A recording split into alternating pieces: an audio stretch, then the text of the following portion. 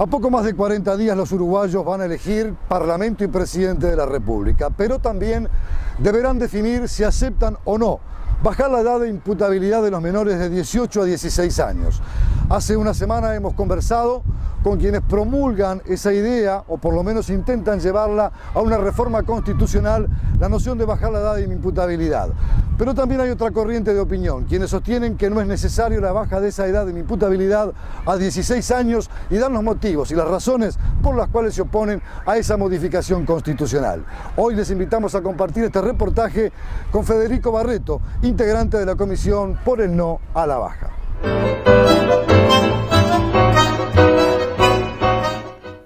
Federico Barreto, gracias por recibirnos. Usted representa una tendencia que busca cortar o frenar de alguna manera esta intención de otros sectores de opinión política y de opinión pública que quieren bajar la edad de imputabilidad a los 16 años, que también está marcada en una serie de proyectos de ley para buscar de alguna forma frenar esa ola de inseguridad que siente la ciudadanía. Y este es un debate que se da en una campaña política, lo que es sin duda un factor a veces complejo, porque los principales actores que impulsan esa derogación, pero quienes también la combaten, están más enfrascados en temas de discusión política de campaña, porque se juega la conformación del Parlamento y la presidencia de la República del país en el mes de octubre. Pero en esa instancia hay que salir a votar o abstenerse de hacerlo. ¿Cómo observan ustedes que este fenómeno se esté dando en la discusión de un tema tan importante como este? ¿Eso los complejiza, los dificulta? No, de ninguna manera. Nosotros desde 2011, No a la Baja, la Comisión No a la Baja, todas aquellas organizaciones que bueno, de alguna forma se juntaron a manifestar su oposición a este intento de reforma constitucional, sabíamos que el 26 de octubre, junto a las elecciones nacionales, íbamos a, además de elegir nuestros candidatos al Parlamento, a la Presidencia de la República, tener que definir qué hacemos sobre la edad de imputabilidad de los jóvenes en el Uruguay, de los adolescentes. Desde ese entonces, nuestro mayor objetivo era salir a informar. Sabíamos que íbamos a estar en contexto de elecciones nacionales, por lo que este tema podía o quedar a un costado o ser rehén de desinformaciones o manipulaciones de la información. Esta propuesta que hacen quienes impulsan esa reducción de la edad de imputabilidad a los 16 años también va acompañada de una serie de instancias, por ejemplo, la creación de un nuevo organismo que regule a esos adolescentes, establecer algo así como una especie de foja delictiva por parte de aquellos adolescentes que entre los 16 y 17 años son partícipes de violentos delitos, hablamos de homicidios, de violaciones, de secuestros, de rapiñas especialmente agravadas. ¿Cómo observan cuando se discute y se ponen esos temas en el contexto de discusión y de debate? Nosotros consideramos que la propuesta central del intento de reforma constitucional es la baja de la edad de imputabilidad. Si bien el texto de la reforma constitucional incluye algunas otras modificaciones a la Carta Magna, a la Constitución de la República, está claro que todas ellas de alguna forma ya están contempladas por la legislación vigente al día de hoy y no hacen a cambios sustantivos en el marco legal que existe en el Uruguay. Nosotros lo que consideramos es que de lo que tenemos que hablar y ponerle el foco es al tema de los adolescentes, de los jóvenes, a su responsabilidad penal en el Uruguay. Pero, por ejemplo, quien delinque y comete un delito violento, estamos hablando de un secuestro, de una violación, de un asesinato, o sea, un homicidio, la legislación sigue siendo un poco benigna. Es lo que hay como percepción en general en la sociedad uruguaya. ¿Y cómo contestan ustedes eso? Porque estamos hablando de un tipo de problema realmente serio y grave. En la Comisión No a la Baja estamos integrados por ciudadanos, gente de las organizaciones sociales, de los partidos políticos, o sea que manifestar que nosotros no tenemos preocupación o miramos para el costado con este tipo de problemáticas es sin duda una media verdad. De hecho, si hay algo que a los uruguayos todos nos preocupa es, bueno, la vida, los problemas de convivencia, de seguridad ciudadana. Desde la Comisión No a la Baja lo que planteamos es que esta no es una solución a los problemas de seguridad que hoy vive el Uruguay, que son absolutamente legítimos. Es legítimo el reclamo de la ciudadanía, es legítimo aquellas personas que consideran que hay que hacer cambios en el marco legal de la seguridad pública. Nosotros lo que entendemos es que esta reforma no va a traer soluciones a los problemas de convivencia y de seguridad en el Uruguay, sino de que los va a agravar. Recordemos, solo el 6% de los delitos en el Uruguay son protagonizados por adolescentes, el 6%. Entonces, cuando se nos propone que esta es una solución para vivir en paz, para solucionar los problemas de inseguridad, nosotros, bueno, lo que queremos hacer es informar a la ciudadanía, informar al Uruguay de que eso no es tan así y que de hecho Pero los de jóvenes... alguna manera uno puede estar pensando, quien está escuchando esta entrevista, la está mirando, será un 6%, pero es a veces el protagonismo en algún tipo de delito realmente duro, difícil, y hay cierta manera, en cierta forma la gente sigue sintiendo una sensación de indefección, una falta de protección. ¿Cómo se responde a eso? Nosotros lo que consideramos es que el agravamiento de penas no ha funcionado, ni en el Uruguay ni en el mundo. Como estaba comentando recién, en el Uruguay ya existe un sistema de responsabilidad penal para adolescentes. Los adolescentes, si cometen un crimen, son juzgados y en la mayoría de los casos son privados de libertad. Pero cumple por sus 18 y se delitos. borra. Bueno, eso cambió recientemente, el marco legal está cambiando en ese sentido, se mantienen los antecedentes por 2 años. De todas formas, lo que nosotros entendemos es que estos caminos no han sido efectivos ni en el Uruguay ni en el mundo.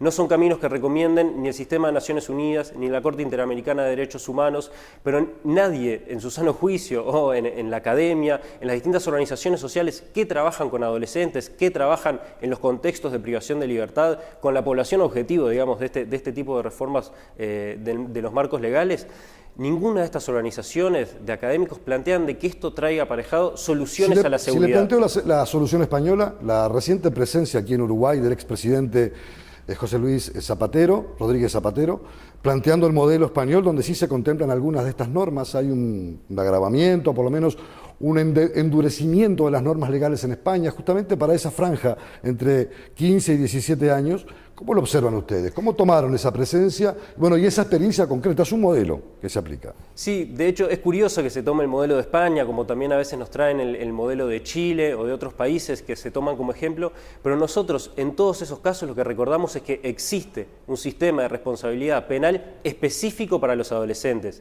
No obstante el tiempo de la pena o las características, nosotros lo que establecemos es que es necesario que exista un sistema especial para los adolescentes que los diferencie del sistema de responsabilidad penal para los adultos. Eso existe en España, sí, existe en Chile, y eso es lo que nosotros queremos que siga existiendo en el Uruguay. Ajá. De hecho, se rediscuten los años de las penas, se rediscuten las modalidades, cuáles son las formas de trabajo en los centros de privación de libertad para adolescentes. A eso quería apuntar. Se cuestiona mucho el CIRPA. Se dice que no da con la tecla a la hora de resolver cómo se puede recuperar a un joven infractor que no tiene de repente los estímulos necesarios, y muchas veces, al igual como pasa con las cárceles de adultos, se dice que suelen ser escuelas para la delincuencia. Y han habido experiencias, si bien no hay fugas, hay experiencias incluso de señalamiento de violación de los derechos humanos dentro de esos centros de detención de adolescentes. ¿No le preocupa ese fenómeno? ¿Cómo se debe corregir? ¿Estamos dando con la tecla en esos centros de reclusión que supuestamente son de rehabilitación y terminan no siéndolo? Como usted se imaginará, a nosotros sinceramente sí nos quita el sueño muchas de las denuncias sobre violaciones de derechos humanos que se están dando en los centros de privación para adolescentes, específicamente en el CIRPA y en algunos de sus hogares. Las organizaciones que integran la Comisión No a la Baja han estado siguiendo este tema desde antes del 2011 y lo seguirán estando después del 26 de octubre del 2014. Este es un tema que obviamente nos preocupa a todas las organizaciones.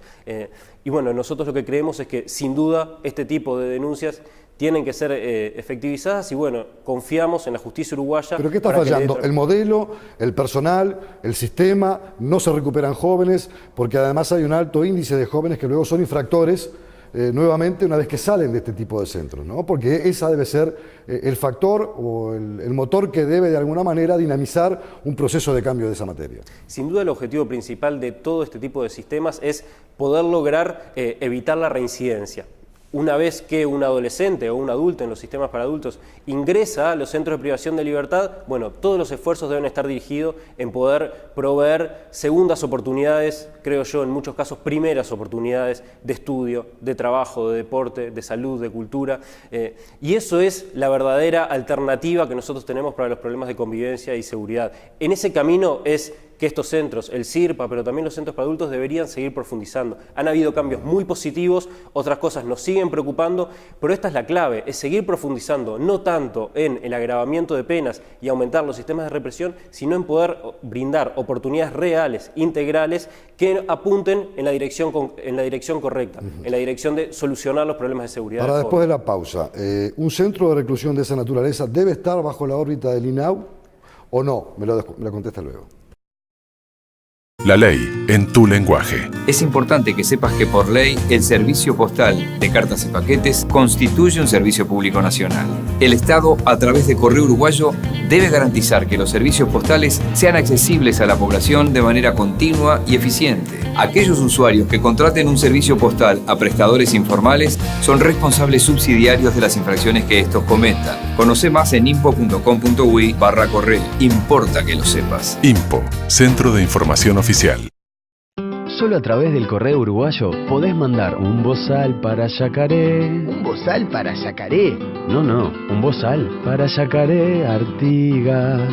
Ah. El Correo Uruguayo llega hasta donde quieras.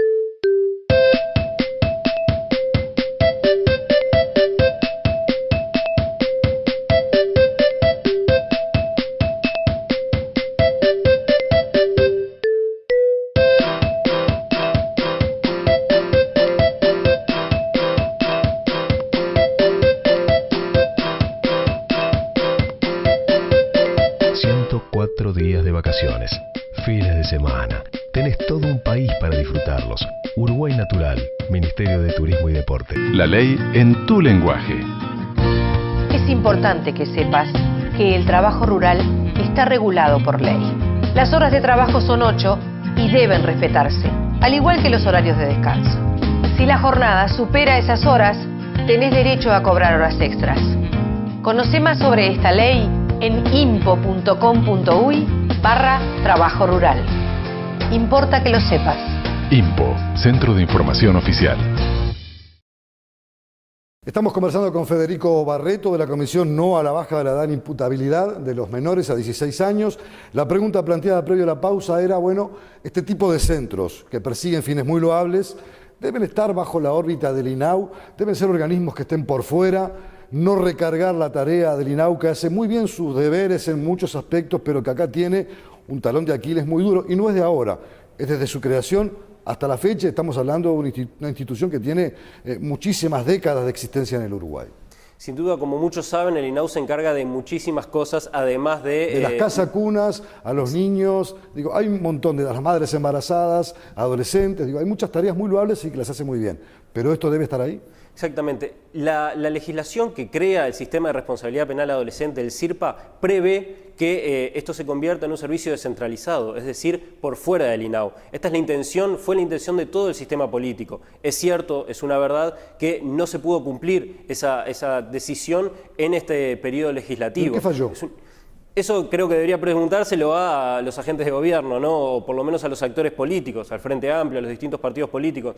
Nosotros de la Comisión No a la Baja no tenemos un seguimiento tan concreto sobre este tema de la presencia en el INAU o no. Lo que sí consideramos es las características, la calidad que debe tener un servicio que atienda a los adolescentes en conflicto con la ley y sobre todo cuando se los institucionaliza con la privación de la libertad, ¿no? Que no hay algo tan importante como esto, ¿no? Como, bueno, quitarle la libertad a un adolescente, específicamente en este periodo tan importante para la vida, en donde los adolescentes construyen su identidad, en donde su cerebro es como una esponja, ¿no? Que absorbe todo lo que le transmite su contexto. Entonces, bueno, cuando institucionalizamos a un adolescente, cuando lo ponemos en un contexto de privación de libertad, es imprescindible, es absolutamente importante que lo que se haga en ese tiempo tan valioso que tenemos con estos jóvenes, con estos adolescentes, sea apuntar hacia oportunidades reales. Pero por ahí de repente está también la crítica, porque se dice, bueno, como decíamos hace un instante, violaciones a los derechos humanos en algunos casos, con golpizas,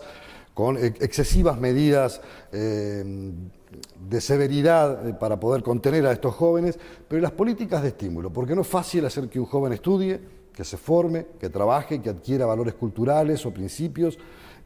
hay muchas horas de ocio, vienen de contextos sociales muy críticos la mayoría, prácticamente algunos llegan con apenas saber leer y escribir, lo que no necesariamente conduce a la cultura. Esta no es una frase mía, es de Alejo Carpentier, un escritor cubano y muy valioso y que tiene mucho sentido.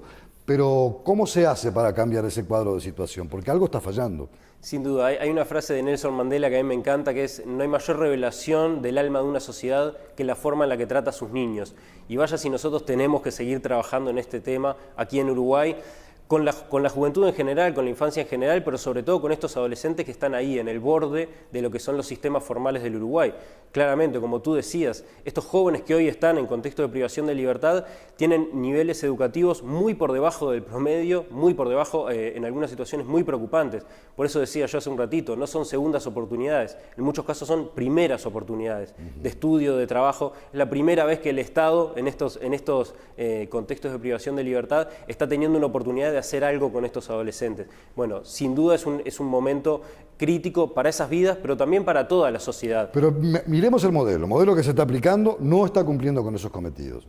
Y esa es una crítica válida porque los resultados lo demuestran. Es decir, hay un alto poder de reincidencia en la vida delictiva de muchos de los jóvenes que cumplen su condena y salen, y a veces ese camino de salida, esa ruta de salida para volver a la sociedad no los devuelve preparados para hacer un cambio real y efectivo. ¿Por dónde pasan esos cambios? Porque ustedes como comisión están estudiando muy a fondo este tema. Absolutamente. Las organizaciones, como te decía, vienen trabajando desde antes de este intento de plebiscito y seguirán haciéndolo, porque este es un tema que obviamente le quita el sueño a muchísimas organizaciones, a muchísimos uruguayos. Como te decía, nosotros creemos que el camino es seguir haciendo muchas de las cosas que ya se están haciendo bien en el CIRPA, en el INAU, apostando a inserción en el mundo del trabajo de estos adolescentes, a poder enseñarles que es posible una vida en donde la única forma de conseguir algo de plata no sea atentar contra la vida o la integridad física de una persona, sino de que los caminos de la vida, su inserción en la comunidad, tiene que ser a través... Pero ¿cómo son los estímulos? ¿Cómo se provoca el ingreso, por ejemplo, a un nivel educativo o a la formación para el mundo del trabajo? ¿Están las herramientas dadas hoy o es una crítica que se le debe hacer a todo el sistema en su conjunto, que no lo ha provisto de los instrumentos adecuados para que los fines que se persiguen, loables, no se alcancen? Es una crítica que nosotros haremos hasta el último de los días, pero subrayando que muchas cosas se han hecho bien y que muchas cosas siguen estando en el debe. Nosotros, consideramos que obviamente los centros de privación de libertad tienen que ser escuelas, tienen que ser centros donde se capacite a estos adolescentes para el trabajo, donde no aprendan cómo robar un auto o cómo manejar un arma, sino que aprendan cómo poder ser buenos obreros de la construcción, donde puedan empezar a hacer sus pasos para tal vez ser maestros, tal vez ser médicos. Esos son los caminos que podemos darle a estos adolescentes. Caminos donde ellos puedan insertarse efectivamente en sus comunidades, donde puedan hacer algo para el barrio, donde se sientan parte de algo. Esto es absolutamente importante. Donde puedan construir su identidad en función no solo de, mirá qué malo que soy, mirá cómo soy el más malo del barrio, sino cómo puedo efectivamente ser un compañero de trabajo, un buen compañero de trabajo, un buen colega de estudio. Y creo que esas son las oportunidades que son el objetivo fundamental de este tipo de sistemas. Poder tomar a estos adolescentes y poder enseñarles que otro tipo de vida es posible. Quiero plantear la siguiente hipótesis, como hipótesis de trabajo y como un elemento que puede ser real. Se llega al 26 de octubre, se conocen los resultados y a la mañana siguiente se sabe que se aprobó la baja de la edad de inimputabilidad. ¿Cómo se paran frente a esa realidad?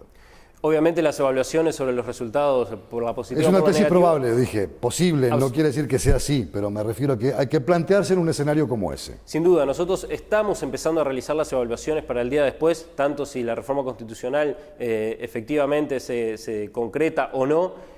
Ambos casos a nosotros nos siguen dejando con tareas pendientes, a todas las organizaciones. Tanto si la reforma constitucional se aprueba y cambia el marco legal en el Uruguay, obviamente para nosotros será un objetivo dar seguimiento a cómo se implementa ese sistema y poder seguir manifestando nuestra oposición. Hay quienes dicen que puede ser, en el caso de que se cambie, una decisión que sea inconstitucional, que sea declarada inconstitucional al día siguiente, producto de las convenciones que Uruguay tiene firmadas con el mundo entero en materia de derechos humanos, Convención Internacional de los Derechos del Niño, entre otras, para citar algunas. ¿Recorrerían ese camino si fuera necesario? Nosotros lo que, sin duda, no es tanto la inconstitucionalidad lo que nos preocupa, porque en realidad lo que estamos haciendo es reformando la Constitución, sino en realidad el lugar en el que Uruguay queda parado ante la comunidad internacional, pero también ante toda la academia que ha trabajado sobre este tema, sobre los sistemas de responsabilidad penal en el Uruguay. Sin duda retrocederíamos varios casilleros en términos de la mejor tradición del Uruguay, de la defensa de los derechos humanos, del respeto por los sistemas de justicia, por el Estado de Derecho. Sin duda que vamos a tener mucho más trabajo si esta reforma se aprueba, porque bueno, tendríamos que empezar a recorrer los caminos de recurrir a los organismos internacionales. Exacto, de hecho, eso le iba a plantear. Hay muchos organismos de Naciones Unidas que están cuestionando, o por lo menos han puesto un ojo crítico sobre la posibilidad de que el Uruguay tenga una normativa de esta naturaleza. Sin duda, recordemos algunas de las organizaciones que han planteado su oposición a este tipo de reformas constitucionales que bajan la edad de imputabilidad. Naciones Unidas, el Sistema de Naciones Unidas, UNICEF, la Corte Interamericana de Derechos Humanos, el Comité contra la Tortura. O sea, son muchísimas las organizaciones internacionales, pero también nacionales, que están poniendo el ojo sobre este intento de reforma constitucional con honda preocupación. Este es un tema que no solo le preocupa a los uruguayos, sino que está toda la comunidad internacional dándole seguimiento a este tema con honda preocupación e intentando informar al Uruguay para que los ciudadanos, las ciudadanas puedan reflexionar este tema a fondo. Es importante que el 26 de octubre, cuando decían si poner la papeleta por el sí o no poner la papeleta, lo hagan informadamente. Lo que nosotros consideramos... ¿Qué le dice usted a doña María, para hablar de un caso típico, o a don José, que viven a veces el temor de la inseguridad, de esas organizaciones delictivas que además operan en barrios de contexto socioeconómico muy bajo y que tienen el temor influyendo sobre los demás para poder operar, el miedo que le causa al otro, de que no voten esa norma? Cuando ellos sienten una inseguridad muy profunda, un temor a que salen a comprar al almacén lo necesario para el día y pueden ser robados, golpeados, asaltados, o se pueden meter dentro de su casa, y ese miedo es un miedo que se siente en la piel. ¿Me lo contesta después de la pausa? La ley en tu lenguaje. Es importante que sepas que por ley el servicio postal de cartas y paquetes constituye un servicio público nacional. El Estado, a través de Correo Uruguayo, debe garantizar que los servicios postales sean accesibles a la población de manera continua y eficiente. Aquellos usuarios que contraten un servicio postal a prestadores informales son responsables subsidiarios de las infracciones que estos cometan. Conoce más en impo.com.uy/correo. Importa que lo sepas. INPO, Centro de Información Oficial. Solo a través del correo uruguayo podés mandar un bozal para Yacaré. ¿Un bozal para Yacaré? No, un bozal para Yacaré Artigas. Ah. El correo uruguayo llega hasta donde quieras.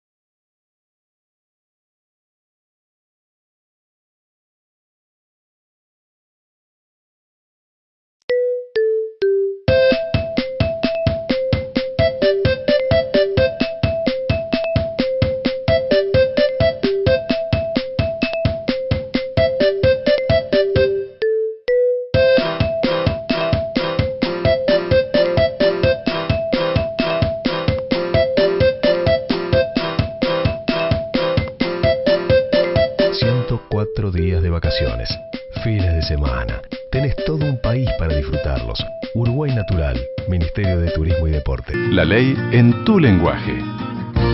Es importante que sepas que el trabajo rural está regulado por ley. Las horas de trabajo son 8 y deben respetarse, al igual que los horarios de descanso. Si la jornada supera esas horas, tenés derecho a cobrar horas extras. Conoce más sobre esta ley en impo.com.uy/trabajo rural. Importa que lo sepas. INPO, Centro de Información Oficial. Estamos conversando con Federico Barreto de la Comisión No a la Baja de la Edad de Imputabilidad y le preguntaba por el miedo real. El miedo real de la gente, sobre todo a las personas ya mayores que sienten ese temor de ser asaltados, de ser robados, de ser golpeados, de que se les metan dentro de su casa, especialmente aquellos que viven en contextos socioeconómicos críticos. No es fácil llegarle con un mensaje de decirle, mire, no vote esto, porque el miedo lo tiene en la piel. Sin duda, nosotros hay algo que no hacemos es cuestionar o negar ese sentimiento de inseguridad. Consideramos que es legítimo que las uruguayas, los uruguayos reclamen más seguridad y protejan ese valor tan esencial que es la vida en muchos casos o la propiedad en tantos otros, como es el caso de las rapiñas.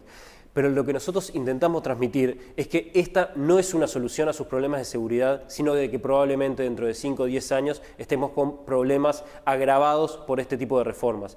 Sin duda que hay mucha ¿Usted tiene indignación. miedo que haya un corrimiento hacia abajo? Es decir, que los menores delincuentes vayan de los 15 a los 10 años. Ha habido casos, si se ven, de jóvenes menores de 15 años y hasta de niños participando en episodios delictivos. Exactamente, lo que ha demostrado la experiencia internacional es que esos adultos que utilizan adolescentes para cometer determinados crímenes, bueno, una vez que se corre la frontera de la imputabilidad de los 18 a los 16 años, bueno, es muy probable que estos adultos vayan a buscar a jóvenes de 14, de 15 años y tal vez dentro de 5 o 20 años estemos rediscutiendo el sistema penal para bajar la edad de imputabilidad aún más. Ese es el camino que creemos no se debe recorrer, porque es a lo que lleva. Además, pensemos en ¿cuáles son el tipo de cosas que puede aprender un adolescente en contexto de privación de libertad por tantos años? Nosotros no solo estaríamos condenando tal vez a jóvenes de 14, 15 años, sino también a esos jóvenes que ingresan al sistema de responsabilidad penal con penas tan largas de hasta 10 años. Cuando un joven de 17 salga con 27 años a la calle, nosotros podríamos preguntarnos si saldrá con ganas de insertarse en su comunidad, de poder salir a trabajar, a estudiar, o probablemente con mucha más furia, aprendidas muchas más cosas de un contexto de conflicto con la ley. Entonces, bueno, nosotros lo que planteamos es que esta medida concreta, esta reforma constitucional para bajar la edad de imputabilidad, no solo no va a traer una solución a nuestros problemas de convivencia, sino que probablemente agrave nuestros problemas. Y esto es algo muy importante. Sí, pone en foco en un aspecto importante. Estamos hablando de los menores que pueden ser infractores y se aprueba esta norma, estar retenidos, pero no estamos hablando, y creo de un lado y del otro, de cómo atacar que eso no pase en las zonas de contextos más críticos. Ha habido muchas políticas sociales, pero a veces el resultado no nos arroja una relación del esfuerzo que se hace contributivo por parte del gobierno en todas las políticas que diseña, con lo que se recoge con estos jóvenes infractores y aquellos que se les denominan los niní, ni estudian ni trabajan. ¿Qué está pasando?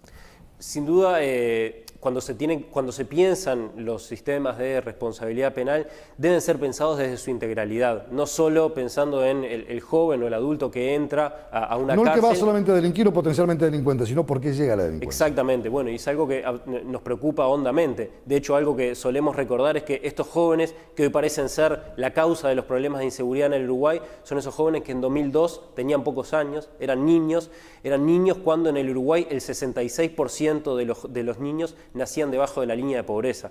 En aquel momento parecía que poca gente se preocupaba, hoy parecen ser la causa de los problemas de inseguridad. Entonces, cuando pensamos este tema desde su integralidad, tenemos que pensarlo desde sus causas, desde sus consecuencias, de cuál es la raíz de estos problemas. Yo a veces en las charlas planteo, el problema de los adolescentes en conflicto con la ley son tan solo el fruto de un problema, el fruto de un árbol que es profundamente adulto. Ahora, 10 años de experiencia con programas sociales que atendieron justamente la emergencia social en primer lugar, con ayudas económicas, con rutas o vías de salida, no han arrojado los resultados esperados porque estamos discutiendo este tema. Ya no es, por ejemplo, la falta de trabajo, que era el gran denominador común de otras campañas electorales, o la inflación u otros temas, sino que ahora es la inseguridad y la educación. Los dos elementos que vertebran esta discusión electoral, fundamentalmente en Uruguay, pasan por esos dos lados. Y son dos elementos que son vasos comunicantes. ¿Qué está pasando? Sí, será importante reflexionar sobre estos problemas, ¿no? Nosotros sabemos, además, que el 90% de los jóvenes ingresan a su primer trabajo a través de redes de contactos. No a través del estudio, no a través de su currículum de estudio, no a través de experiencia de trabajo, sino a través de contactos personales. Entonces, bueno, cuando nosotros reflexionamos sobre estos temas y decimos a veces con tanta facilidad, bueno, ¿por qué no estudian, por qué no trabajan en vez de salir a delinquir? Tenemos que reflexionar a fondo sobre la vida de esas personas, sobre su niñez, sobre su infancia, sobre su adolescencia y sobre ¿Qué espera el Uruguay de ellos? ¿Qué oportunidades le da verdaderamente el Uruguay a esos jóvenes a los que hoy le achaca y le utiliza como chivo expiatorio de los problemas de seguridad en el Uruguay? Hay problemas aún muy graves, digamos, los índices de desempleo en los jóvenes son todavía los más altos, tenemos todavía desafíos enormes en términos de educación y sin duda nosotros de la Comisión No a la Baja ni defendemos ni atacamos el gobierno, pero lo que sí planteamos son muchísimas de estas banderas, de seguir avanzando en términos de estudio, en seguir combatiendo el desempleo juvenil. Han habido reformas que avanzan en ese camino, pero si seguirán pendientes aún muchísimas tareas en el Uruguay que hacen a la infancia, a la adolescencia, a la juventud. Y son procesos que obviamente deben ser de largo aliento, deben ser políticas de Estado. No basta compromisos de 5, 10 años. A eso quería apuntar. Las organizaciones sociales, si bien tienen cierto respaldo de los sectores políticos mayoritarios en el país, pero van por una vía y a veces el sector político camina por otra. Más allá de las familiaridades ideológicas o de las simpatías de un lado o del otro, uno tiene la sensación que las organizaciones sociales están en la tarea de la hormiguita, en el día a día, pero el sistema político va por otro sitio. Bueno, ¿qué está pasando también en esa materia? ¿Por qué no hay voces y oídos que escuchen y que resuelvan y que vertebren soluciones más allá de los intereses de chacrita partidaria? Esta ha sido la tarea histórica de las organizaciones sociales, hacer ese trabajo de hormiga, estar en territorio, estar trabajando con la gente mano a mano, no tal vez desde el ejercicio de políticas públicas centrales, sino atacando los problemas desde su raíz. Y es por eso que las organizaciones sociales ejercen tanta presión sobre el sistema político y es saludable que en las sociedades democráticas esto suceda de esta forma. Más saludable sería que el oído escuchara, escribiera y resolviera con sin duda, políticas en la práctica. Y consta en la historia. ¿Qué es lo que le pasa al ciudadano uruguayo? Siente que a veces el político va por un lado y la sociedad va por otra y los problemas reales, concretos de la gente van en una dirección totalmente distinta y son hasta ignorados. El tema de la inseguridad y de la educación, de alguna manera, está teñido con esos colores. ¿Usted lo siente así, lo ve así, lo percibe de esa forma? Sí, siempre poniendo en la balanza el equilibrio. Creo que muchas cosas sí han sido conquistadas a través de la presión de las organizaciones sociales, de la gente en la calle, en las organizaciones sociales, trabajando, presionando, pidiéndole, reivindicando ante el gobierno determinadas modificaciones en el sistema legal, pero también en la prioridad política que se le da a algunos temas.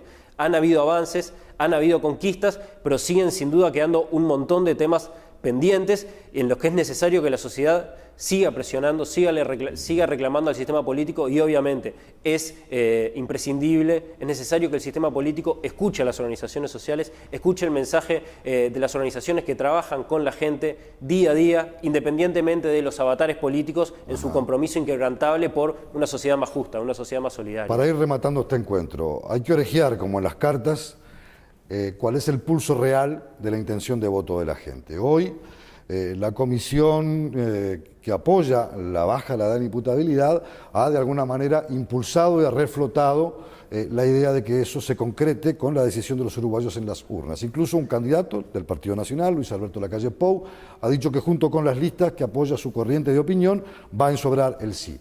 Pero ¿cómo, en este juego de las encuestas, cómo ustedes ven la posibilidad real de que el mensaje que quienes hoy son sus adversarios se concrete en la realidad, o que el suyo, el de ustedes, pueda de alguna manera neutralizar ese mensaje y sean quienes obtengan finalmente, bueno, una reflexión de la gente que no apoye una norma de esa naturaleza? ¿Cómo ven eso? ¿Qué posibilidades reales hay que se concrete? Lo que vienen reflejando las encuestas de un tiempo a esta parte, por lo menos de un año a esta parte, es que cuanto más informada está la población sobre qué implica bajar la edad de imputabilidad, sobre sus consecuencias reales, más le dicen no a la baja. Y eso es lo que vienen demostrando las encuestas. A medida que hemos llevado adelante una campaña de información, de diálogo, de debate con la gente, yendo a las ferias, a los centros de estudio, a los centros de trabajo, a explicar qué implica reformar la Constitución para bajar la edad de imputabilidad y las consecuencias que traería, consecuencias que no solucionarían los problemas de seguridad, sino que agravarían el problema. Bueno, ha sido esa información la que ha hecho que los uruguayos cada vez tengan menos intención de voto. ¿Ustedes tienen la percepción real de que el 26 de octubre esa reforma no se concreta? Nosotros estamos convencidos que en octubre más Uruguay allá no baja. Del deseo natural que puede tener, porque ustedes trabajan por una línea de acción, ¿los datos que tienen objetivos manejan eso? Es como te decía, o sea, el hecho de que cuanto más informada esté la gente, más en contra está de la baja de la imputabilidad, para nosotros es algo que nos reanima en nuestro esfuerzo de seguir dialogando hasta el último de los días, hasta el 26 de octubre, con nuestros vecinos, nuestros amigos, nuestros familiares, y estamos convencidos que este es el camino, que valió la pena haber dado el debate, valió la pena haber discutido estos temas a fondo, y efectivamente, cuando dialogamos con la gente entiende que esta no es una solución que se acompase con la mejor tradición del Uruguay de respeto por los derechos, por el sistema de Estado de Derecho. Yo se lo planteo porque, como dijimos al principio de esta entrevista, este es un tema que es como subterráneo dentro de la elección, porque las campañas políticas tienen, de alguna manera, factores que dominan el escenario, la discusión y el debate político, en el cual este tema queda más en un segundo plano. Ha pasado en la elección anterior, incluso con la intención de derogar la ley de caducidad, que finalmente no se llegó porque quedó en un segundo plano. Más allá de eso, ustedes tienen esa percepción de que, de alguna forma, el debate político que ha encapsulado esto a un segundo plano, ¿les puede ser un factor conveniente? Yo no sé si hablar de conveniencia o no. Nosotros, tal vez algunas voces en el pasado decían la mejor campaña es esa campaña que no se hace. El hecho de que haya solo una papeleta, bueno, implicaba que iba a ser muy difícil lograr que el 50+1 de los sobres tuviera esa papeleta. Nosotros de todas formas decidimos que como organizaciones sociales, como gente con compromiso social, necesitábamos dar este debate, necesitábamos salir a informar a la sociedad y que, bueno, vote por sí, no ponga la papeleta y vote por el no. Es importante que sea un voto a conciencia. A conciencia, que sea un voto fruto de la reflexión, fruto de la lectura de la propuesta y bueno, de pensar en su integralidad las causas de estos problemas y las consecuencias. ¿Han tenido apoyo los partidos políticos que están de acuerdo con su tendencia? Me refiero sobre todo al Frente Amplio. Hay un sector del Partido Nacional que lidera Jorge Larrañaga, que también ha decidido no apoyar la baja de la edad de imputabilidad. ¿Han tenido sintonía con ellos? ¿Han tenido apoyos concretos? Sí, tenemos compañeros de todos los partidos políticos que están día a día trabajando por el no a la baja. Ballistas no a la baja del Partido Colorado, Blancos no a la baja del Partido Nacional, la Juventud del Partido Independiente, pero también el candidato a presidente del Partido Independiente, Pablo Mieres, lo ha repetido incansablemente. La baja de la edad de imputabilidad es un mamarracho jurídico, lo ha dicho con estas palabras.